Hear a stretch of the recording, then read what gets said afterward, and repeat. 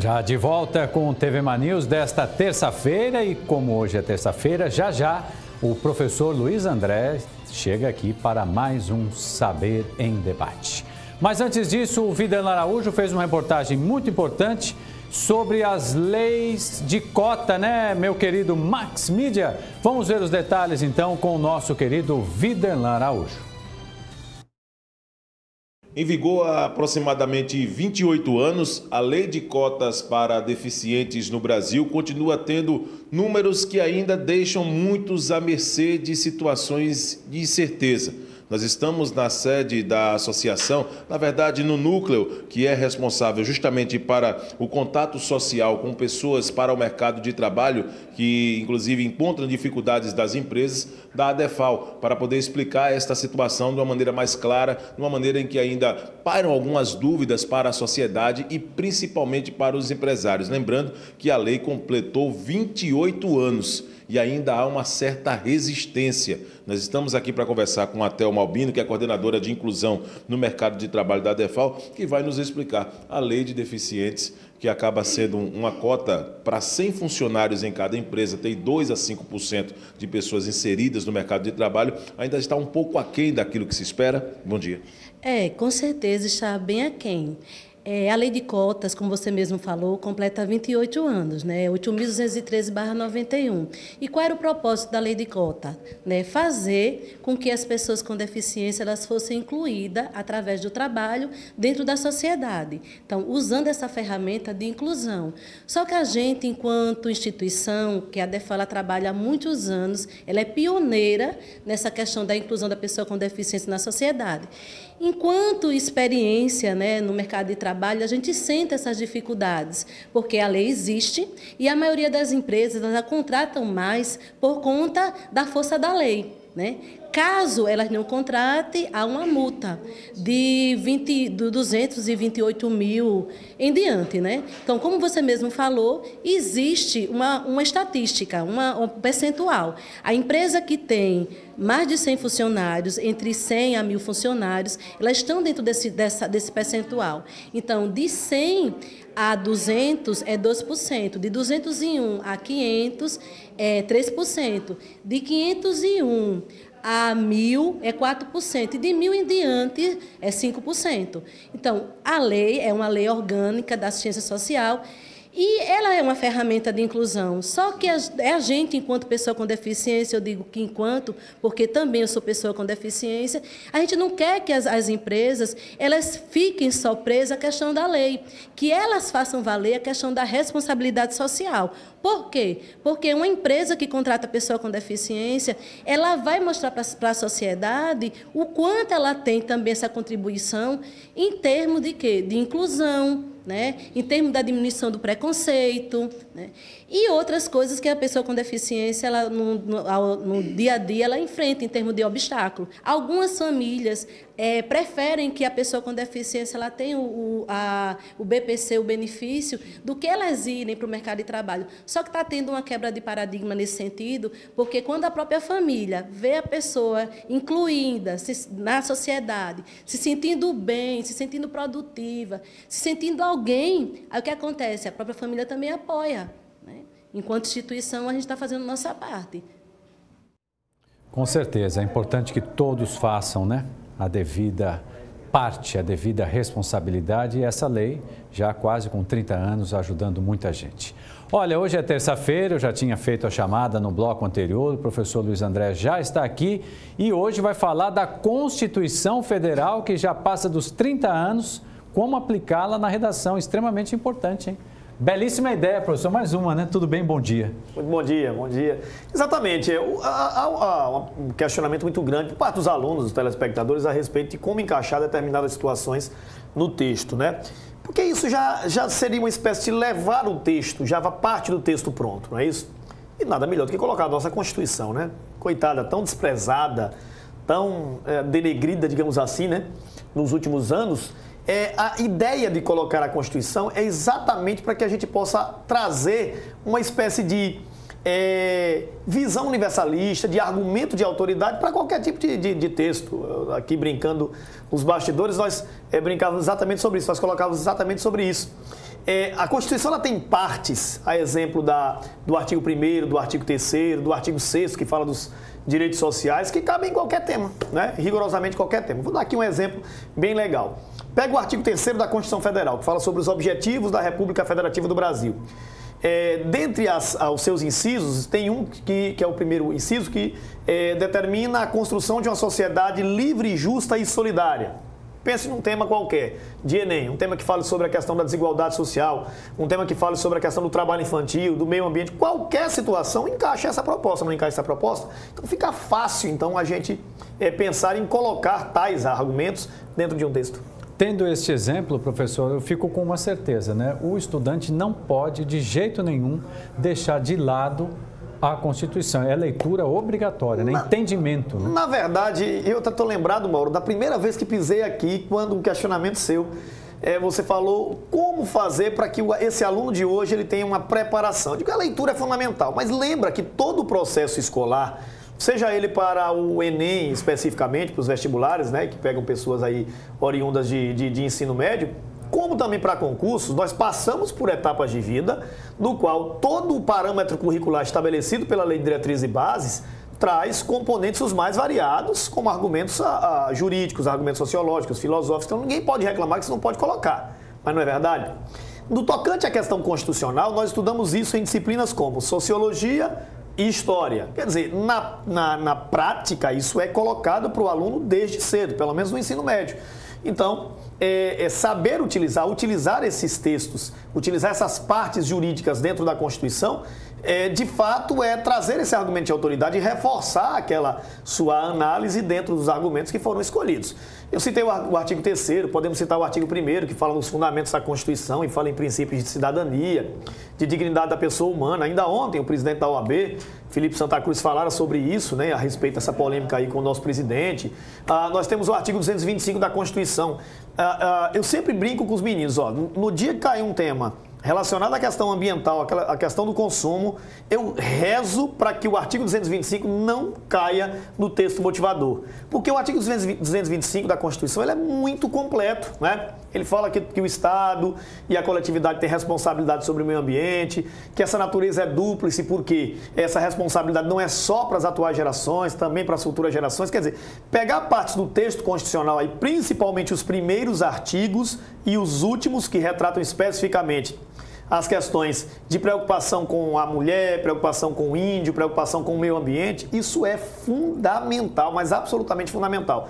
E vamos deixar claro, isso é estatístico. Nas análises que faço sobre o Enem, eu digo sempre que eu sou um pouco matemático, dá até um pouco de matemática dentro dessa situação, porque a gente faz uma análise estatística e percebe quais são as redações acima de 900, principalmente com 960, 980 e 1000, que se utilizam de argumentos filosóficos, sociológicos, jurídicos dentro do texto. Vai se perceber, claro, que essas redações elas acabam tendo as melhores notas. Muito bem. Professor Luiz André, quero agradecer demais a sua presença. Só para a gente fechar rapidamente, estamos já praticamente aí no início de agosto. Turmas abertas lá, como é que está? Turmas abertas, continuam abertas. Eu sempre digo que texto não se aprende de uma hora para outra, né? Texto a gente vai fazendo, vai errando, tá? Isso é comum ao aluno, principalmente o aluno muito jovem, né? Que é esse aluno aí que vai fazer o Enem. Que ele entre o quanto antes, para que ele possa aprimorar sua capacidade estrutural, sua capacidade de texto. E aí chegue sim na revisão já com uma certa tranquilidade. A revisão especificamente final de setembro, todo mês de outubro, dia 3, a gente sempre pensa que o aluno vai receber uma prova com a cara dele, com o tema que ele já trabalhou, e aí fica muito mais fácil escrever aquilo que você efetivamente já testou. Olha aí, dica para você. Muito obrigado, professor. Excelente semana. Agradecendo mais uma vez a participação do professor Luiz André. E hoje ele fez aqui para mim, sem dúvida nenhuma, uma síntese extremamente importante. Não despreze a já tão desprezada Constituição. E olha, já que falamos de direitos, tem uma reportagem que nós vamos reexibir falando dos moradores de rua. Uma questão muito importante. Vamos ver de novo. Os números da violência no Brasil e particularmente em Alagoas continuam a preocupar as autoridades com relação às políticas públicas para mitigar esse grave quadro que acontece tanto na criança, na mulher, no idoso, no morador de rua, enfim, há problemas de todos os matizes e nós estamos ouvindo os especialistas, como a Ordem dos Advogados do Brasil, e também aqueles que representam os movimentos em defesa da vida pelo Brasil afora, principalmente aqui nas Alagoas. Precisamos saber o que realmente está acontecendo com a população em situação de rua. Então o movimento ele tem se organizado, que esse movimento ele é composto por pessoas que estão em situações de rua e teve trajetória de rua, como eu que vivi há 14 anos nas ruas, no uso de álcool e outras drogas. Hoje saí da invisibilidade e venho para a visibilidade social na organização desse movimento, porque assim, as pessoas que estão nas ruas têm direito. As ruas não ficou para ninguém morar, as ruas ficou para a gente passear. E assim, a gente vem sofrendo muita violação de direito aqui no estado. Quando a pessoa vem e se coloca numa situação de morador, de estado de rua, é porque quer ou por necessidade? A questão é dos vínculos rompidos. Todas as pessoas que estão nas ruas, ele tem um histórico que muitos da sociedade não querem saber. Como no meu caso, eu fui para as ruas porque conheci droga na escola, com 12, 13 anos. Enquanto a gente tem pessoas que estão nas ruas que vêm de outros estados para tentar a vida, né? E outra questão também, o uso da droga. A gente não tem nenhuma política no estado para o enfrentamento ao uso abusivo de álcool e outras drogas. Alagoas precisa avançar na efetivação, porque o que está matando as pessoas são as faltas de políticas públicas. CAPs a gente não tem, CAPs AD para tratamento de álcool e outras drogas. As equipes de consultório na rua que são muito poucas. A assistência, ela só tem mantido as pessoas na mesma coisa, porque o problema da população de rua não é comida, ninguém está na rua por causa de comida. A pessoa está ali por falta do desemprego, da moradia. E isso é um papel da gestão, tanto do município quanto do estado, fazer o seu papel para reinserir essas pessoas de volta à sociedade. Porque o governo federal, o estadual e o municipal, eles precisam entender que tem uma dívida com a gente. O que é que vem sendo feito para conter o número de casos de violência à população de rua? Olha, as ações elas vêm de diversas esferas. Nós temos o acompanhamento pela Comissão de Direitos Humanos, que verifica a conclusão das investigações decorrentes desses crimes, desses casos de violência contra a população em situação de rua.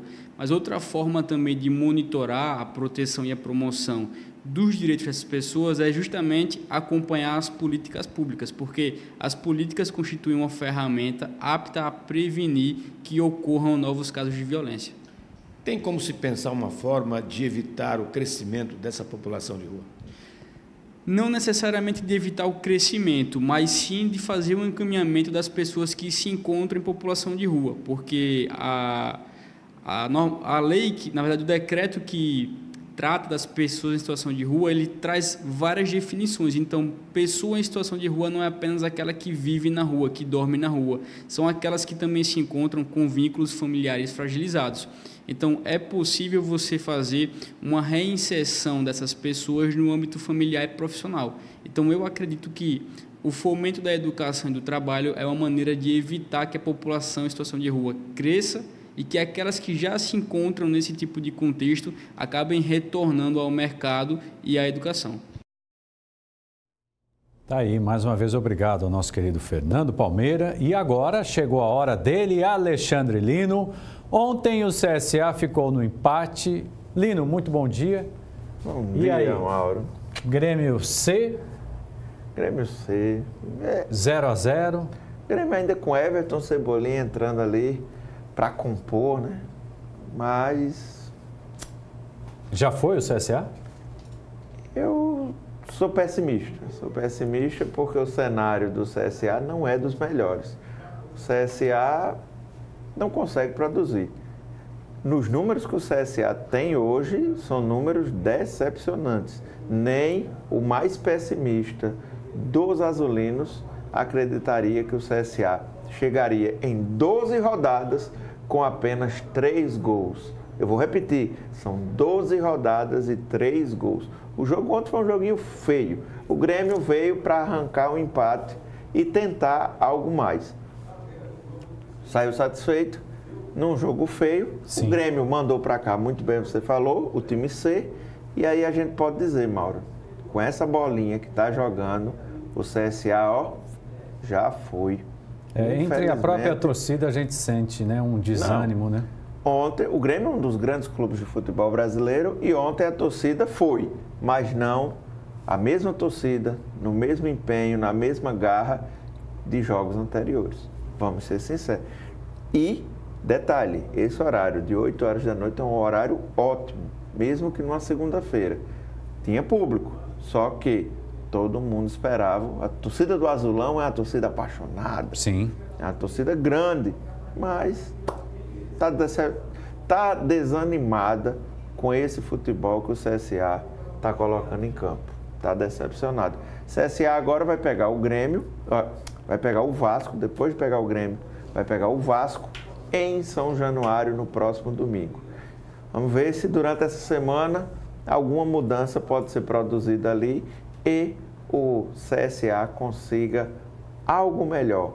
Por enquanto, são 12 rodadas dessa forma que a gente vai ver na tabela agora. 12 rodadas na zona de rebaixamento. Pode colocar lá embaixo. Infelizmente, o CSA, com menos 17 de saldo, já tomou 20 gols. É a segunda pior defesa, porque a do Fluminense tomou 21. Olha aqui, o CSA na zona de rebaixamento, com 19,4% de aproveitamento. Os torcedores azulinos dizem, ficam culpando, mas não está funcionando não, viu? Está faltando, na verdade, é planejamento, saber onde quer se chegar. No entanto, a coisa está feia, está muito feia, não dá para esperar muito mais desse CSA. Vamos ver se durante a semana o Argel promove alguma mudança. Eu gostei ontem do futebol que o Didira ofereceu, voltou a comandar o grupo, mas faltam peças importantes para esse CSA. E o Grêmio mandou o time ser, não veio com vontade de jogar bola. Está olhando, por enquanto, para a Libertadores. 9h22, Lino, hoje tem o CRB, né? Tem CRB. E primeiro, antes de falar do jogo do CRB, quero anunciar que o CRB chegou com um novo reforço. Elton das Arábias. O Elton está aí, chegou. E a gente vai ver na tela agora aqui o Elton. Vamos ver o Elton das Arábias na telinha para nós. Olha aí, feliz por ter voltado ao futebol alagoano. Passou muito tempo jogando no futebol árabe. É atacante de ofício. Vamos aí, acredito que possa render. No canal Esportes eu comento mais um pouco sobre a chegada do Elton das Arábias. E hoje tem CRB Oeste, passar rapidinho agora para você de casa, a escalação do Galo da Praia. Vamos lá. Já tem a previsão do tempo. Hoje à noite, Mauro, estarei lá no Trapichão, dando aquela força que o CRB tanto precisa. Olha aí a escalação. No gol, Fernando Henrique, já que Edson Marden sofreu uma contusão no último jogo, é a estreia do Fernando Henrique frente à torcida regateando. O Fernando entrou já no finalzinho do último jogo. Everton Páscoa ou Edson, eu estou achando que vai vir com Everton Páscoa. O xerifão Vitor Ramos, eu acho hoje o melhor jogador do elenco, porque garante uma segurança, uma tranquilidade. Igor e Daniel Borges. O CRB vem mais ousado, vem com Claudinei e Ferrugem, com Felipe Ferreira, Alisson Farias, William Santana e Léo Ceará. Vem para cima para fazer os 3 pontos contra o Oeste. Tem que ser. Marcelo Chamusca vem com um time mais ousado para mostrar que o CRB tem chance. A gente tem rapidinho aí a tabela da Série B, só para mostrar que com os jogos que já tiveram ontem, o CRB caiu uma posição. Mais nada, está em oitavo, mas nada que assuste. Vamos esperar. Hoje eu acredito nos 3 pontinhos do CRB. Maravilha. Hoje, 2-0. Amanhã a gente comenta. Beleza? Valeu, Lino. Valeu. Olha, a Polani está chegando com a previsão do tempo. Só quero fazer um lembrete para você que acompanha o nosso programa. Ontem nós entrevistamos a candidata à reeleição à reitoria da UFAL, a professora Valéria Correia, e hoje e amanhã haverá um debate na UFAL. Por isso nós ainda não continuamos com as entrevistas, mas na quinta-feira a gente retoma aí essa rodada de entrevistas com os candidatos. Polani Santos, sempre linda, sempre bela, mamãe do ano. Opa, tudo bom? Tudo bem. Choveu, começou um dia até de certa forma bonito. E agora a chuva chegou, né? chegou. Pois é, vamos lá. Chegou porque a gente também está sob influência daquele mesmo cavado e dos ventos alísios. Demora um pouco mais para chegar aqui, chega com menos intensidade, mas chega e realmente, de fato, chegou. Vamos dar uma olhadinha aqui no mapa para poder ver como é que está. Antes da gente chegar aqui, vamos começar pelo sul, como a gente sempre faz? Vamos lá. Mauro, aquele cavado associado ao sistema frontal que estava lá no sul, continua permanecendo lá e tem formação, inclusive, de cumulonimbus para aquelas regiões. Ou seja, a gente vai ter aquele pacote completo de chuva com descargas elétricas, ventos um pouco mais intensificados, exatamente por conta dessa combinação dos fatores aqui que está formando as famosas cumulonimbus. Sobe um pouco mais em boa parte do centro-oeste e sudeste do nosso país, a gente continua com aquela massa de ar seco muito comum, exatamente por conta do escoamento da umidade que se faz em anos em que a gente tem o El Niño atuando. A umidade escorre exatamente pela Cordilheira dos Andes e isso faz com que o tempo permaneça mais seco nessas regiões. E aí, o que a gente chama a atenção, na verdade, aqui, do que tem de chuva é lá no sul do país e a gente também registra chuva aqui na região do leste e do nordeste. Exatamente por conta da formação desse cavado, os ventos alísios, que é muito comum a chegada deles nessa época do ano aqui para a gente. E aí, finalmente, essa nebulosidade chegou atingindo agora, que ontem atingia superficialmente, já estava atingindo bastante aqui a região de Pernambuco. Hoje, finalmente, essa nebulosidade chegou e a previsão aqui para Alagoas é que a gente tenha esse tempo instável mesmo, intercalando com alguns momentos de período de tempo seco. Mas nuvens a gente vai ter ao longo de todo o dia. Isso para amanhã, a probabilidade de chuva aumenta, né? Mas aí já a partir da tarde a gente vai ter um tempo um pouco mais seco. À noite volta a chover de novo, que é para a gente dormir agasalhado naquele tempinho frio gostoso, Mauro.